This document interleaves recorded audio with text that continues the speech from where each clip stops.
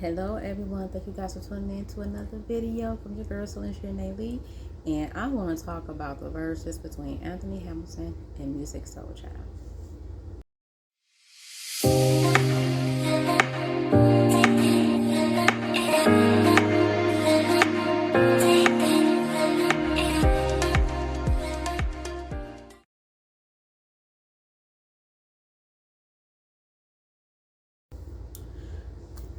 Okay, so let's just go ahead and just say how good of a job both of them did. I thought that it was very entertaining, and I thought that every song that they played, especially Musiq Soul Child, every song that they played hit me and took me back to where I first heard certain songs. Let me just start off by talking about this whole drama with Verzuz supposedly starting to charge people to watch Verzuz. $3 for a subscription, monthly subscription, $30 a year or something like that. So many people was upset about that because it's like, okay, we thought this was for the culture. Like, now you want to start charging us when y'all made this shit free. But then y'all add people that's not even a part of the culture in it. And now y'all want to make profit off of it. So it's like a slap in the face to those of us who were there from the beginning, who understand what it is, and not having to worry about having to come out of our pocket for additional stuff. Like, y'all not hurting for no money. Y'all are really not hurting for no money to do this for free. It's not like y'all do this shit 4 times a month. Y'all barely do Verzuz once a month. So y'all can't make money off of that. I mean, y'all can't pay for that out of y'all own pocket. And then the sponsors that y'all got, like, come on now. Like, that's ridiculous. Some people like, well, $30 a year, that ain't nothing. But it is something for somebody who don't have it. It is something for somebody who is having a hard time paying their rent. Like, come on. No. I'm not paying for no Verzuz. Especially if it's somebody that I do not want to see. So I'm going to be paying monthly subscriptions. And I might not even watch the Verzuz, but maybe like a couple of times. Like, no. I'm not about to be spending money every month to watch somebody that I'm not into. Like, I'm not even about to do that. Absolutely not. Now, what I will suggest is they make it to whereas if you do decide that you want to do a subscription, that you get backstage access, video access, live video access backstage or something. You got to give something additional for people to want to go ahead and pay for Verzuz. Because for one, Instagram is full of shit. They can't never get their shit together on Instagram. I don't understand why Instagram, it is so hard for Verzuz to get their shit together. YouTube, no problem. But Instagram is where it started. But how is it that YouTube is so much better than Instagram?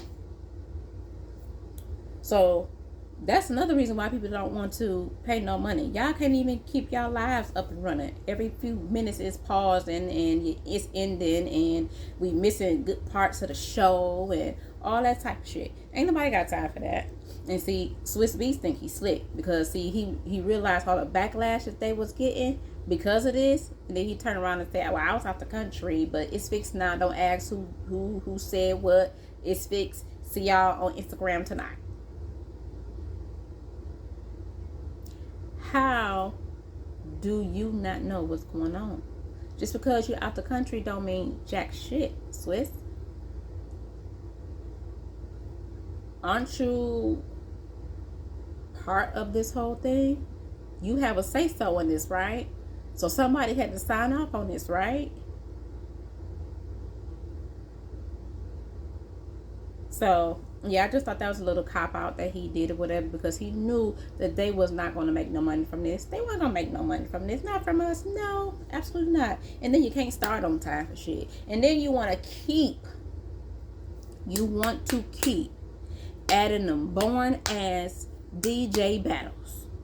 Don't nobody give a fuck about them DJs. I mean, I understand people got to start somewhere, but at Verzuz, it's not it. That's not the time and that's not the moment. We are not here to see these DJs playing.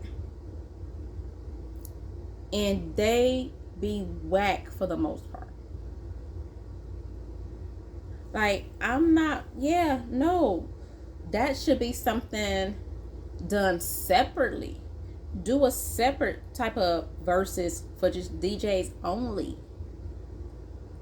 People that's into that, who enjoy watching DJs go back and forth, have your own platform for that. I'm not here for that. I'm here for the music. I'm not here for the DJing. I'm not. So that's that on that. They thought they could get one over on the black community, and they knew they fucked up if they didn't put it on Instagram. And it's like, the world is opening back up now. People getting back to normal as best as they can.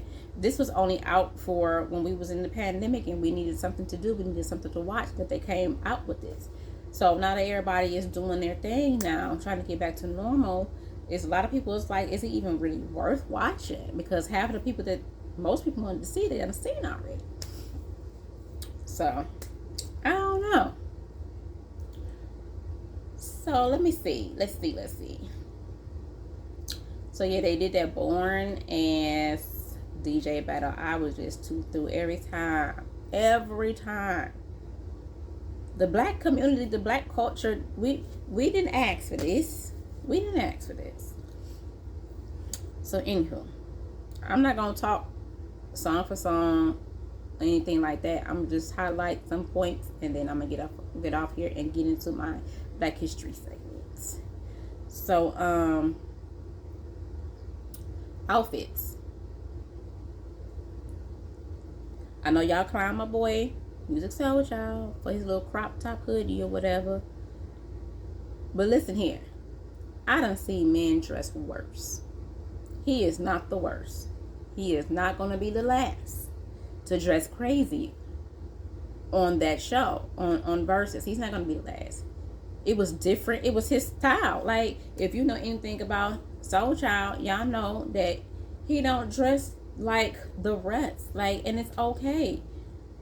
I really didn't see too much wrong with it, honestly. Anthony Hamilton, he came like Anthony Hamilton comes. Have his little fedora hat on, and he has some type of nice jacket or whatever, jeans, pants, whatever. He comes, grown man. Soul Child came as like, he about to hit the club. And he had on glasses. Like, he had on glasses the whole motherfucking show. Why? I don't know. Were you that faded, Soul Child? And he had his hoodie on for the most part on top of a hat. Like, he was really feeling, I don't know, I don't know. Is he an antisocial type of person? Can't be an antisocial type of person. You be performing and stuff. So I don't know what that's about. I know you ain't shy. So I don't know what that's about. So Anthony Hamilton started. He started off really, really good. Then Musiq started. Can I just say this? And I'm gonna need Verzuz to listen. Do not, I fucking repeat, do not bring no more funky ass comedians to host. Honestly, you don't even need no host. Let the artists be their own host. Let their DJs introduce them. We do not need no mediator. We do not need nobody like funky ass Jack Thriller or whatever his name is. Because he was not needed. He was very unnecessary. He is not fucking funny. and he was being borderline offensive to Anthony Hamilton in Black History Month at that. Like, come on. There's a time and a place for that. And for you to keep insulting him like that just because you own Musiq Soul Child side. No, your jokes were not funny and you was not needed. Okay? Don't insult Anthony Hamilton like that. I did not like that at all. And then he talked to him, how many more Negro spirituals you gonna sing? Like, my nigga, what the fuck? Negro spirituals? Really? It's Black History Month. Like that was so uncalled for. And y'all better not ever bring him back, or anybody for that matter. They are not needed.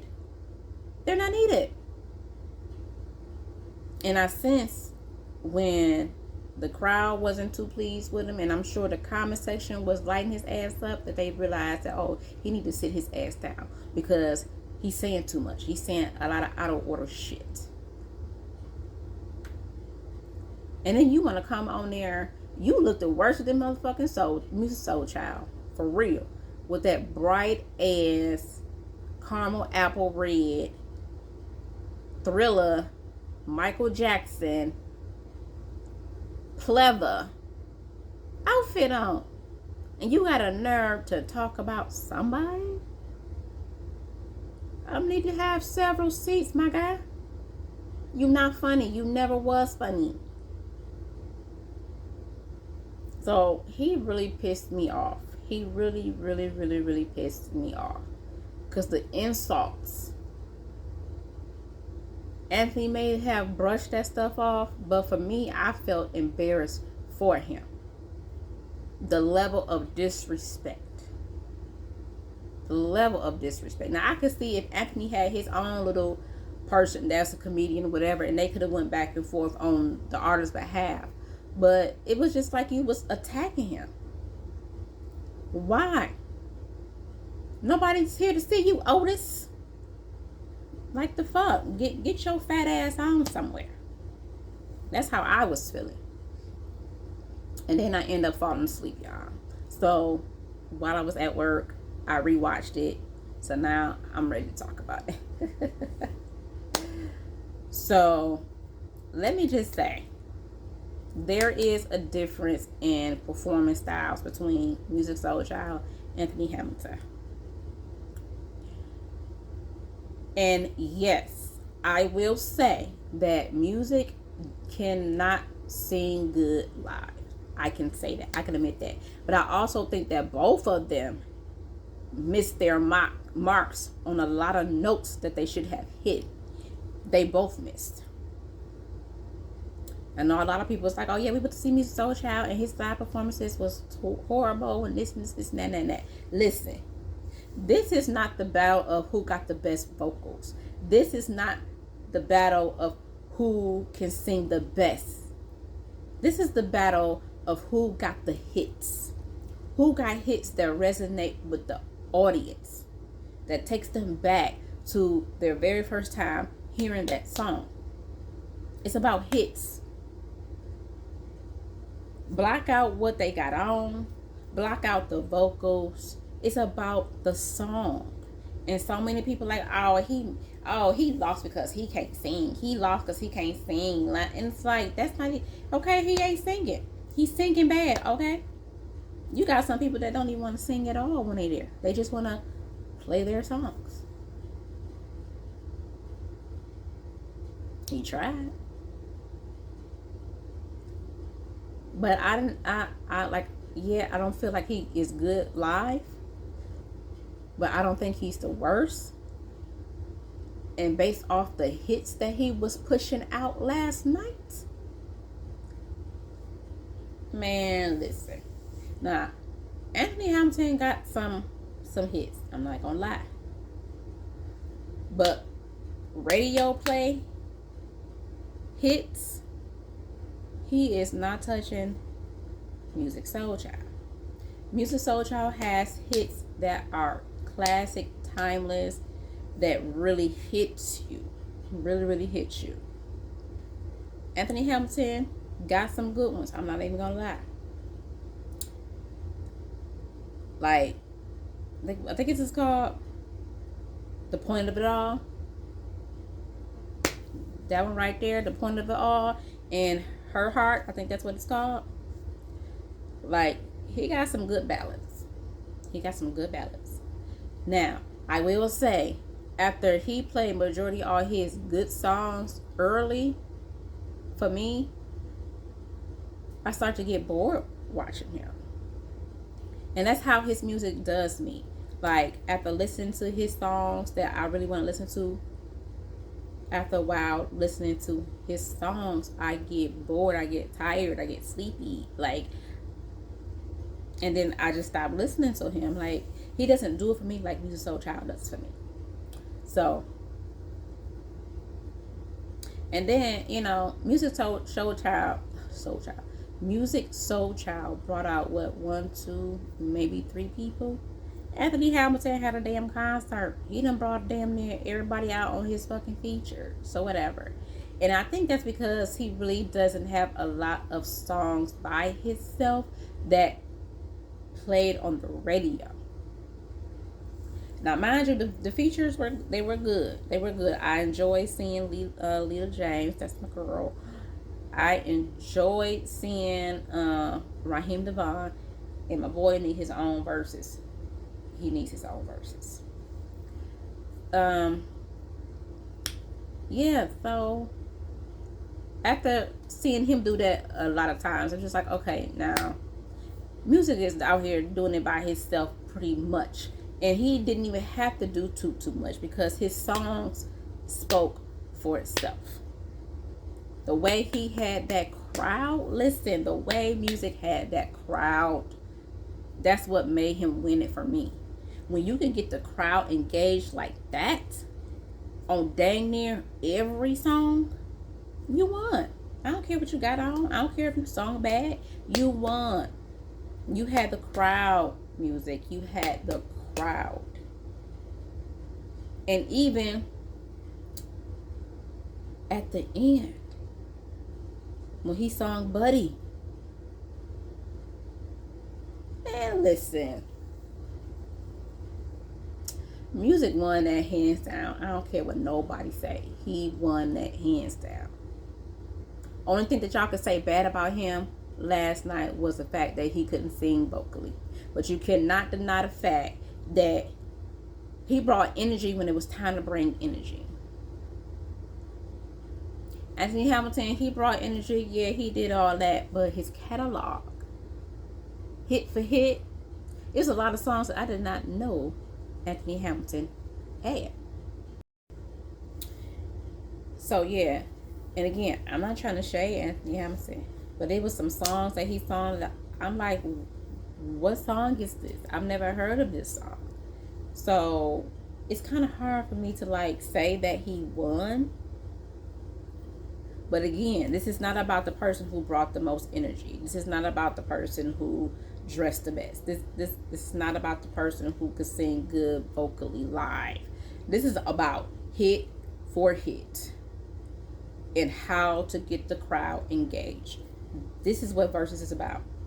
So everybody saying, "Oh, Mr. Soulchild, he lost because he just cannot sing. He done messed up. He done messed it up for me. He done messed it up for me." Well, if y'all know he can't sing, why are y'all worried about him singing right tonight? Y'all, if y'all know he can't sing live, just enjoy the song. You know what the song sound like? Just sing the motherfucking song. Because that's what I did. I didn't even care about how he sounded. I was singing the song, okay? So this was a really good Verzuz Valentine's edition. I really enjoyed myself. It was really, really good. Did they start on time? They probably was a few minutes late, but they wasn't like no 30 minutes, 45 minutes to an hour late like most artists are. So I give respect for them for that. They tried to be on time as best as they could. Instagram, I'm gonna need y'all to get y'all shit together, because this going back and forth, trying to watch the fucking Verzuz, trying to do YouTube and any other place that a lot of people had to go through last night. I'm gonna need y'all to get y'all shit together. I'm gonna need y'all to get y'all shit together. Like, for real. That all that pausing and all that type of stuff, that ain't where it's at. If y'all want people to be serious and take y'all serious, and y'all want people to spend money to see these artists, y'all production has to be better, y'all timing has to be better, and you got to give us something. Give us something for that subscription, besides just seeing artists, perform. They're not hurting for money. Give us something additional. Give us probably maybe, pre-show live videos of them getting dressed or something. Give us something. Or even after the show, give us something. So, all in all, I think Musiq won. And that's not me being biased, because I do like them both. But his songs just hit different. It's like he can relate to everybody's situation. Anthony Hamilton, he can relate, but at the same time,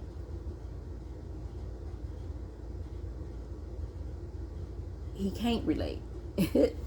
He can relate, but he can't relate. Because a lot of his songs is so yeah.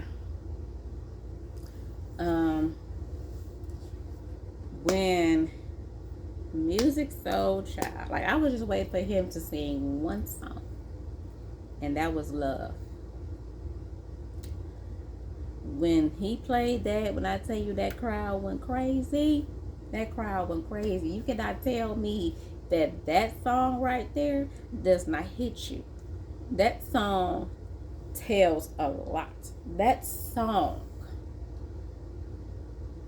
gets you in your feelings, man. I remember the first time I heard this song, I started crying, and I was back in high school when this song came out.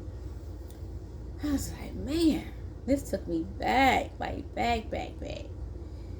And I would play this song all the time. Repeat. I would just play that song. Musiq Soul Child, I feel he is an underrated artist. I think he's an underrated artist. And I think a lot of people don't give him his flowers because they feel that he cannot sing. But he was able to sing enough to give us all these songs and all these albums. Baby, listen. After watching Verzuz, I have been playing him all day at work. Like, he is just such a vibe. Let me just see what okay, another moment was when he called his baby mama out, Mila from 702. He called her out to say hi to the people and everything like that, and she came out and she looked so gorgeous in her all black, and she was there supporting him and all that type of stuff. And a lot of people don't know that him and Mila has a son together or whatever. But I think she was just so excited and ready to say, yeah, this is my baby daddy. And she said, it's like, this is my baby daddy. And he was just like, okay, that's enough, babe. That's enough, babe. Okay, go ahead, go back. We know y'all got a baby. But she was right there with him, supporting him in everything. I do think that they are together because in the commercial that they did, the Valentine's Day commercial that they did, she was in the commercial with him. So if he's not with her, then having her next to him in a commercial for Valentine's Day speaks volumes. So I do think that they are together, but they are very, very private. Very, very private. And even for a nice little while, I didn't even know that Mila was pregnant. And then after that, once I found out she was pregnant, I didn't know for a while that Musiq was the father's child. I mean, the child's father. So they are pretty good at keeping their relationship locked and sealed or whatever. I was trying to see what was another highlight. Um,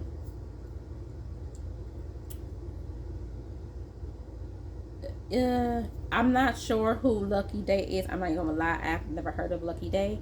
So after hearing him last night, I mean not last night, after hearing him come out and sing with Musiq, I gotta check out his stuff. I have to check out his stuff. I like his cadence. I like his aura. I like his vibe. I like his voice. Because when he opened up his mouth, the girls went crazy. I'm like, okay, what song is this? Let me find this song. I need to find that song. I gotta find out the name of it though, so I'm gonna have to go back and rewatch the verses and see if I can find out what the name of it is. But it sounds like it's a dope ass song, a good vibe or whatever. So yeah, so Lucky Day. Nah, I'm not gonna lie. Musiq did a lot of running with his vocals. He did a lot of running, and sometimes I felt like, okay, you know what, that's it. You're doing a lot of running that don't need to be ran. You know what I mean? So that kind of like turned me off just a little bit. But he likes that scat and whatever that they do. You know, y'all know what I'm talking about. I can't scat, but he did that. He brought out somebody that played the keyboard or whatever, and it was a nice moment. Like, I like that type of stuff. But doing too much of it, yeah, nah, Musiq. So yeah, I think that's it that I can remember about watching the verses. Those were the highlights for me. And then of course, you know, they took roses and they passed them out to all the ladies or whatever. And yeah, that was about it. But I enjoyed watching it. I really, really did. I enjoyed watching it. So the little bit that I watched last night, I definitely enjoyed that up until oh Jack the Ripper candy apple looking ass pissed me off, and then I ended up falling asleep. So I had to rewatch everything. But yeah, this is my recap of the verses of Musiq Soulchild and Anthony Hamilton. We need to get Raheem Devon on it. Let me tell y'all something. If Raheem Devon get on verses, I don't know who gonna battle him, but they better come with some shit. Because Musiq Soulchild, let me tell y'all, I got him on my playlist. Listen. I did a music review. So if you have not seen that, go ahead and check that out and let me know what you like. If you like it. But yes, when I tell y'all, he may not have a lot of chart topping hits, but when you listen to the songs on his albums, what? Ballerina? Mr. Sex? Strip? Black Ice Cream? Can I go on? Do I need to go on? And if y'all never heard of those songs, y'all need to go on ahead and get on YouTube or go on to your music platform, and y'all need to go ahead and download those songs that I just named. Because baby, Reverse, baby, listen, he would eat them alive. I don't know who he would go up against, but whoever it is, they better be, they bets to be. And it ain't even gotta be another male. It could be a female. Like, that's what I want to see. I want to see a male go against a female. I haven't seen that yet. It's been female, male. I want to see a male go against a female.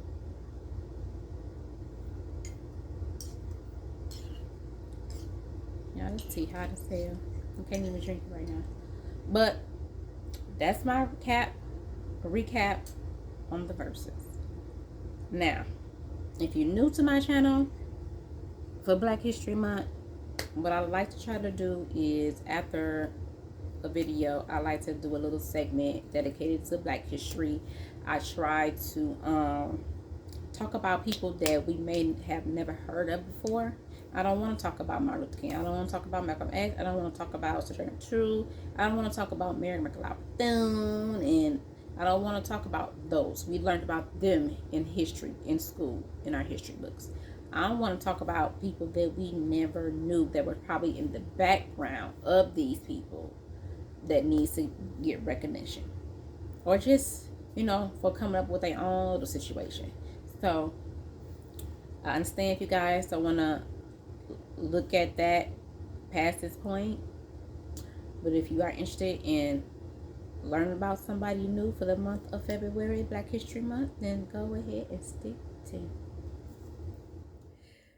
Okay, you guys, I am back and I'm about to get started. So first of all, happy Black History Month to you all. Hope you guys are learning about new people, new things that represent us. Delilah Linium Beasley, I think that's how you pronounce her name. Forgive me if it's incorrect. But we are about to see what my ancestor contributed to us, okay? Pioneer Black reporter and historian Delilah Beasley was born in Cincinnati, Ohio around 1867 in what was then a small but thriving African American community. Beasley attended the city's segregated public schools and by her teenage years started publishing short social reports on the Black community for both the local Black newspaper and the white newspaper. Her parents' death sometime during the 1880s forced her to temporarily put her journalism interests on hold.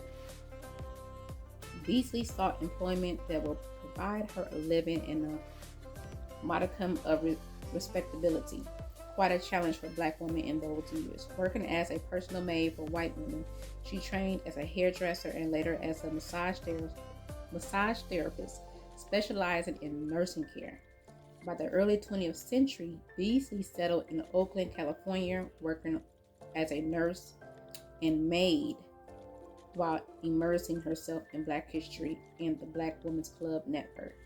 Soon she was writing special columns on African American community activities for the local newspaper, including the White Oakland Tribune and the Black Oakland Sunshine.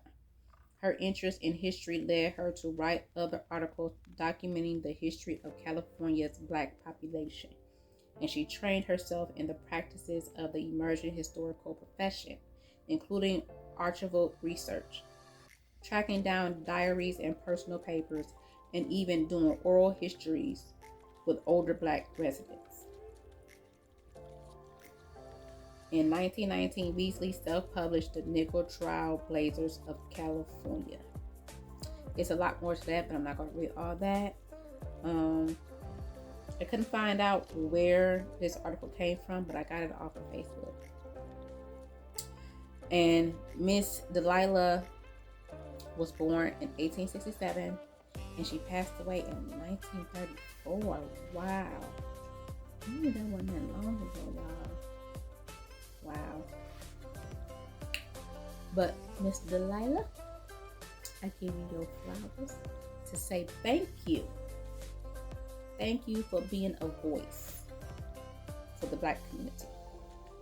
Thank you for having the desire to want to learn and talk about hard issues and write down hard issues and do research. Just thank you for being a woman of character in the journalism world, because today's journalism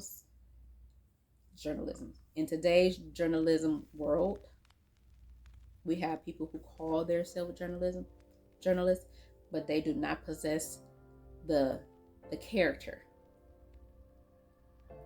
the ethics behind it, So I thank you for being who you are and contributing to what you did for the Black community. Okay, you guys, so that's it for my little segment. So I hope that you guys learned a little bit of something, and you can take away of that of what you will to your children, friends, family, whatever. But I just feel like this is an obligation for us to report these type of things on our platforms this month. Social media, Instagram, whatever. It should be a responsibility for us to talk about these unknown heroes, our ancestors that we have never heard of because they were never taught in our history books. So yes, do y'all part, you guys. Go ahead and talk about some amazing people for Black History Month. Don't let Black History Month go out in vain, okay? Because honestly, I'm not seeing a lot of people posted anything on anything like that, which is disheartening. We should never let this month die down, like for real.